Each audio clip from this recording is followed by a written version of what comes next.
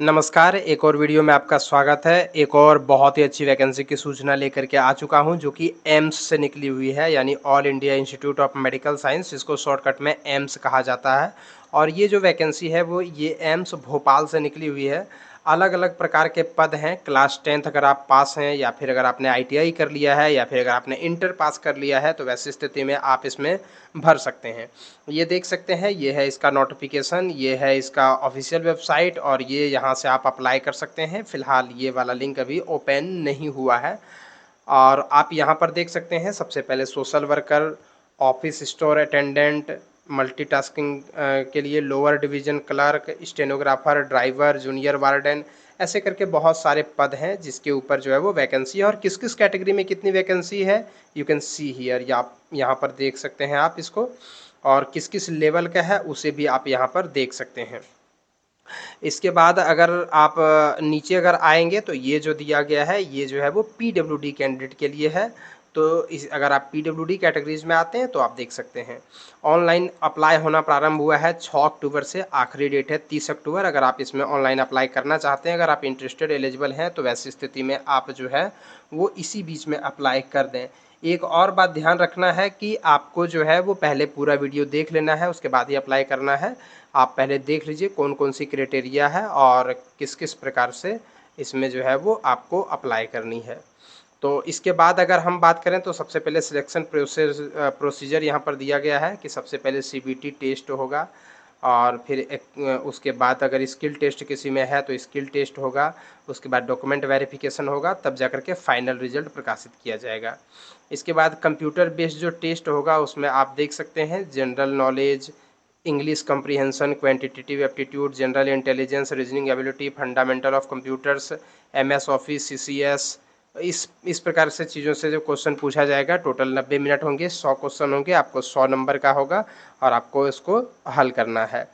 और प्रत्येक गलत आंसर पर 0.25 नंबर जो है वो माइनस होगा, यानी कि 4 गलत पर 1 नंबर माइनस होगा। एडमिट कार्ड में आपको जो है वो जगह दिख जाएगा जहाँ पर जा कर के आपको एग्ज़ाम देना है। और इसके बाद अगर आप उम्र की बात करें और अन्य चीज़ों की बात करें तो यहाँ पर आप देख सकते हैं कि इसमें जो है वो आपके उम्र की गणना जो है वो 10th के सर्टिफिकेट के आधार पर किया जाएगा। और जो बाकी जगहों पर छूट दी जाती है वो इसमें भी एप्लीकेबल है। मतलब ओबीसी को 3 साल, एससी एसटी को 5 साल, इस प्रकार से जो छूट दी जाती है वो भी आपको यहाँ पर दिया जाएगा। 1200 रुपये जनरल ओबीसी और ईडब्ल्यूएस कैंडिडेट को लगेगा इस फॉर्म को भरने में, और एससी एसटी और पीडब्ल्यूडी कैंडिडेट को 600 रुपया लगेगा इस फॉर्म को भरने में। और इसके बाद आपको इसमें क्या करना है, फ़ोटो सिग्नेचर अपलोड भी करना है, और थोड़ा ध्यानपूर्वक आपको अपलोड करना है, अन्यथा जो है वो आपका फॉर्म रिजेक्ट हो सकता है। अब हम बात करेंगे एलिजिबिलिटी क्राइटेरिया की, क्योंकि अभी तक नोटिफिकेशन में जब पेज नंबर 12 तक आप आएंगे तो वहाँ पर ये सारी चीज़ें नहीं दी गई हैं, क्योंकि अलग अलग इसके लिए चाहिए। सबसे पहले जैसे सोशल वर्कर पोस्ट के लिए अगर आप अप्लाई कर रहे हैं तो इंटर पास होना चाहिए और 8 सालों का आपके पास एक्सपीरियंस होना चाहिए सोशल वर्क में। 18 से 35 साल उम्र होनी चाहिए आपका। इसके बाद दूसरा जो है ऑफिस स्टोर अटेंडेंट की, इसमें 10th पास चाहिए या फिर आईटीआई वगैरह पास हैं। 30 साल है, 18 से 30 साल, तो आप इसमें अप्लाई कर सकते हैं। एलडीसी यानी कि लोअर डिवीजन क्लर्क में जो है वो 12th पास होना चाहिए। 35 वर्ड प्रति मिनट आपका इंग्लिश में स्पीड होना चाहिए, 30 वर्ड प्रति मिनट हिंदी में स्पीड होना चाहिए, तब जा कर के आप इसमें जो है वो अप्लाई कर सकते हैं। बेसिक कंप्यूटर की जानकारी आपके पास होना चाहिए, 18 से 30 साल आपकी उम्र होना चाहिए। स्टेनोग्राफर में 12th पास होना चाहिए, और स्टेनोग्राफी आपको आना चाहिए 80 वर्ड प्रति मिनट के स्पीड से। और इसके अलावे जो है वो 18 से 27 साल उम्र होना चाहिए।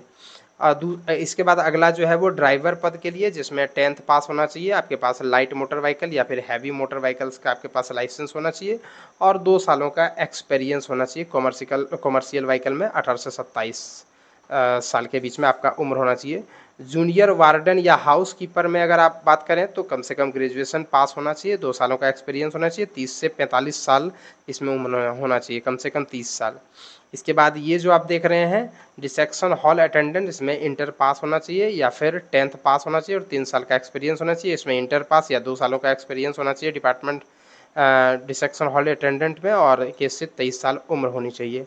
अपर डिवीज़न क्लर्क की बात करें तो इसमें जो है वो आपको कम से कम ग्रेजुएशन पास होना चाहिए, कंप्यूटर की जानकारी होना चाहिए, और एलडीसी के समान जो है वो स्किल होना चाहिए, मतलब 35 वर्ड इंग्लिश में टाइपिंग और 30 वर्ड हिंदी में टाइपिंग होना चाहिए। Data entry operator grade A में 12th पास होना चाहिए, और इसके अलावे आपको डाटा एंट्री का जो है वो चीज़ें आनी चाहिए। 18 से 27 साल आपकी उम्र होनी चाहिए। इसके बाद अगर बात करें जूनियर स्केल स्टेनो की, तो 12th पास होना चाहिए, और आपको शॉर्ट हैंड वगैरह ये सब आना चाहिए। इस प्रकार से अलग अलग पोस्ट हैं जिसमें आप देख सकते हैं, ये सिक्योरिटी कम फायर जमादार है, ये इंटर पास इसमें चाहिए। इसी प्रकार से स्टोर कीपर का है जिसमें ग्रेजुएशन पास चाहिए। तो इस प्रकार से आप देख सकते हैं जितने भी पद हैं, अगर आप कम से कम भी 10th पास भी हैं तो आप अप्लाई कर सकते हैं, 12th पास हैं तो भी आप अप्लाई कर सकते हैं, आईटीआई आपने कर रखा है तो भी आप अप्लाई कर सकते हैं। तो एक बढ़िया चीज़ है, आप इसमें अप्लाई कर सकते हैं। सीबीटी एग्ज़ाम जो होगा उसके लिए ये है, आप देख सकते हैं, ये है इसका सिलेबस, जिसको आप ध्यानपूर्वक पढ़ सकते हैं। हर प्रकार का लिंक आपको डिस्क्रिप्शन बॉक्स में मिल जाएगा, तो आप जो है वो इन सारी चीज़ों को देख सकते हैं और इसमें अप्लाई कर सकते हैं।